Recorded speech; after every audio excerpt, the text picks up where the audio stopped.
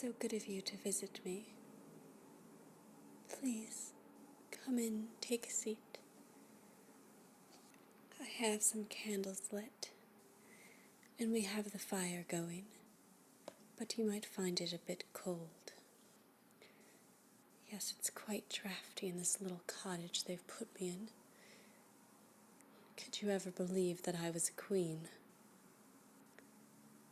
Well, I am certainly glad to see you. But tell me, how did you get in? Did the king give you permission? You didn't ask the king. Well, that was quite courageous of you. Still, it does warm my heart to see you. And my heart has hurt so much recently. Do you know I haven't seen my daughter, poor Mary, in nearly 2 years? I heard she was very sick, yet they still would not let me see her. Is it not cruel to keep a daughter and mother apart? Regardless if she is a princess and I am a queen. In any case, I don't mean to complain. Can I get you anything? I only have the one servant. Well, she's not really a servant, but a lady-in-waiting to me. Perhaps you met her on the way in? Yes. Maria de Salinas. What a faithful friend she's been. I suppose now her name is Willoughby, Lady Willoughby. I'm so happy she married, and I'm very grateful she found a way here. Of course, if the king were to find out, or any of his men. No, I mustn't think of that. I must only be grateful that Maria de Salinas is here with me now. It's been a cold, dark time. I haven't had any friends. I'm not allowed to write letters, least of all to my daughter or to my nephew, the emperor. I wish I could understand the king's mind. But alas, he's changed, corrupted. Forgive me. I'm not used to company. As you can see, I only have this humble abode. And I'm always so cold. I never can seem to get warm. You must let me know if you're in any discomfort. Please do not worry about my old bones. I fear I have not much longer left in this life. If it were possible to die from a broken heart, I'm sure that's what's happening now. The physicians are not helpful. They bleed me a little, but it does nothing to help. I do hope you are cautious with how you got here. Be sure that you are not seen when you leave. I wouldn't want you to wind up like those poor martyrs. Bishop Fisher. Well, Cardinal Fisher. The Pope did get that cardinal hat out to him just in time. And of course, the beloved, saintly Thomas More. Oh, what a great man he was. He came to visit me too, just like you. And yet he refused to sign the oath. He stayed true to his soul, to his conscience, to his religion. And yet the king killed him anyway. Him and Fisher. My heart aches for them. But I know that they are in heaven, that the Holy Father has greeted them, and that the Holy Father waits for me.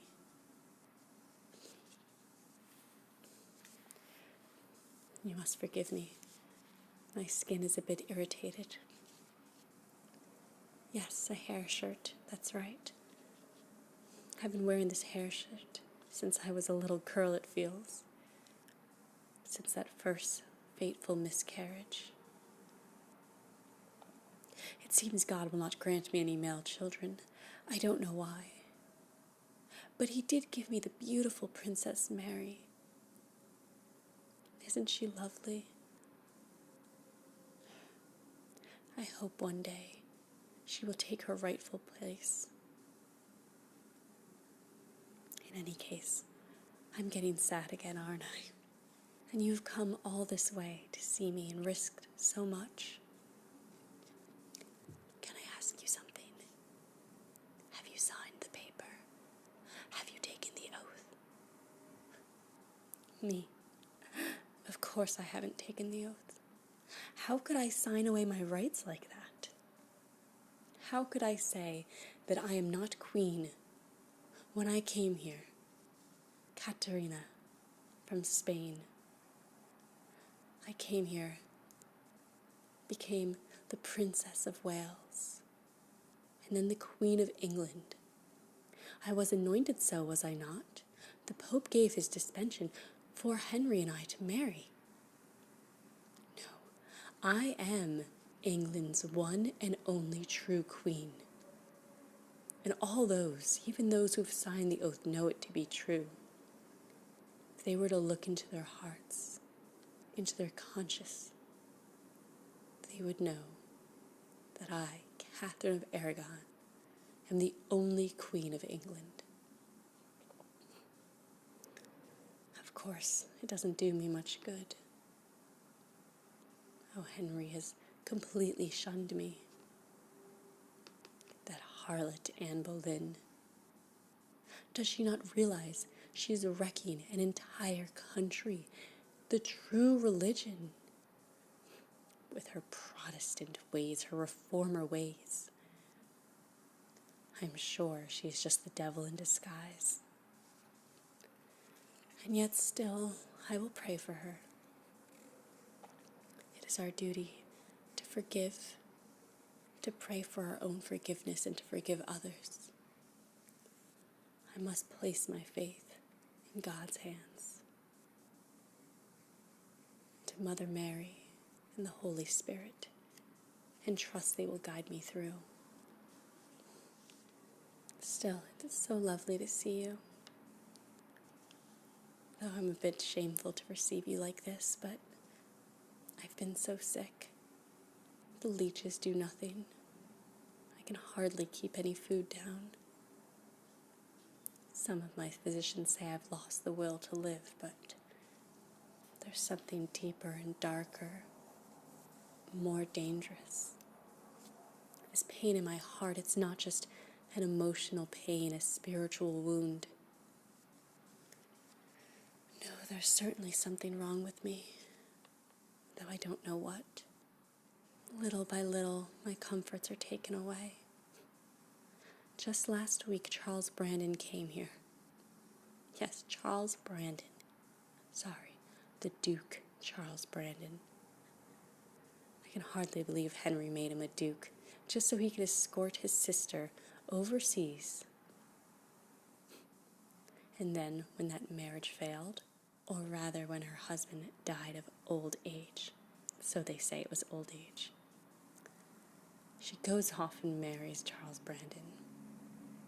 You know, I've always liked Henry's sisters. I practically grew up with them. They were like my own younger sisters, especially since I left home so young, never to see my mother, Isabella, again. But enough of that. Yes, Charles Brandon. He came here demanding I take the oath, as if I would ever sign something like that. No, I only answer to two people. Above, my husband, my rightful husband, the king. No, it is not the emperor and the pope. It is God in my conscience. And I told Charles Brandon that. And when I would not sign the oath, he made me surrender all my jewels. For what? So they could adorn the neck of that harlot, Anne Boleyn. What a sad, sad time we are in now.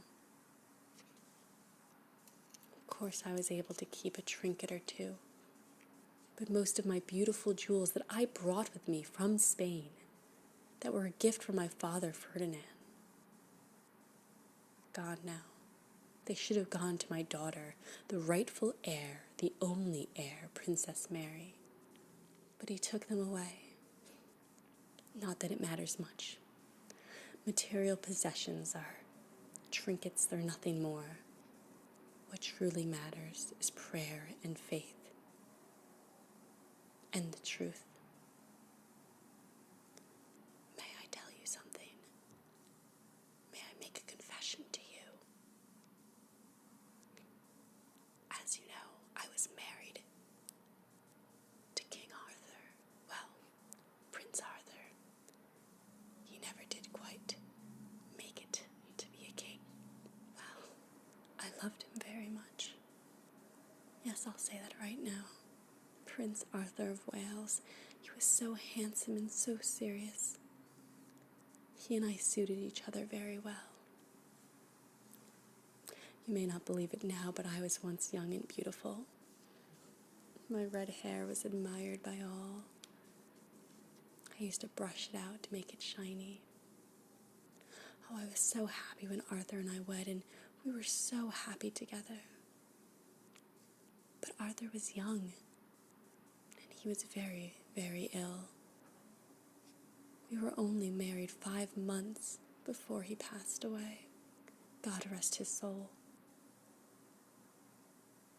And now I will tell you my true confession. I never laid with Prince Arthur, my poor, dear, sweet prince. I never knew him carnally. I came to the bed of my rightful true husband, King Henry, a virgin, as the day I was born. And you may take this confession and tell everyone, break the holy seal of confession, and tell the world that I am Henry's true wife. I've never known any other man but him. And I loved Henry too. At first I thought he was stubborn and headstrong. He was younger than me, but I was charmed. And he saved me, you know. They were dark times when Prince Arthur died. I wanted to go back to Spain.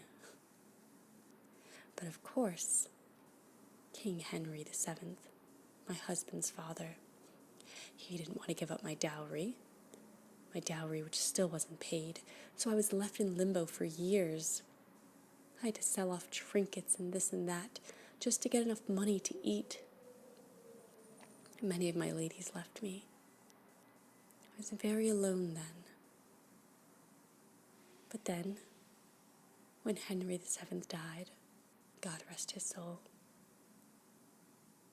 and Prince Harry, Henry VIII, came on the throne, and he told the whole world that I would be his bride.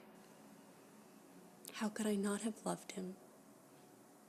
He was so chivalrous, always putting on little mock plays. He would dress up as different characters, and I would pretend I didn't know it was him. I think he loved me too then. I think he loves me still. But he's been poisoned. He's been poisoned by advisors that wish him no good. Wolsey. Wolsey is a snake in the grass. And the Boleyns, they're terrible people. They care not for this country or for God. They care only for themselves. But enough of that. I must work on my own soul. I must atone for the fleshly sins of earth. I must make amends. I know my death is near, and I fear for my daughter. Will you do me a favor? I know these are dangerous times, but will you make sure my daughter, the princess, that she is safe? Thank you. I should really rest now, and I wouldn't want you to get in any trouble. You should leave before anyone knows you were here. I'm so grateful for you visiting. It warms my soul, my dark, aching soul, to see a friend again. Have a safe journey, my friend.